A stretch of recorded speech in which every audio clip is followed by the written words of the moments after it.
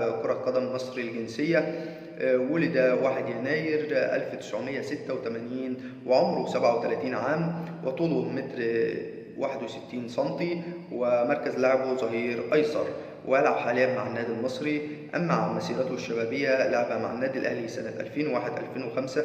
أما عن المسيرة الاحترافية 2005-2008 لعب مع النادي الأهلي، و2008-2011 لعب مع المصري، و2011-2014 لعب مع الأهلي، و2014-2015 لعب مع طلائع الجيش، و2016-2017 لعب مع نادي أسوان، و2017-2020 لعب مع الإنتاج الحربي، و2020 لعب مع النادي المصري. المنتخبات الوطنية التي لعب معها منتخب مصر سنة 2008. أعزائي المشاهدين، بشكركم على مشاهدتكم لينا، وأتمنى دايما إن انتم تتابعونا باستمرار وتشتركوا في القناة وتفعلوا زر الجرس عشان يوصلكم منا كل جديد وحصري عن أخبار الكرة العالمية والمحلية، وأيضا اللاعبين المصريين والدوليين، وأهم الأخبار الحصرية عن الكرة. والسلام عليكم ورحمة الله وبركاته.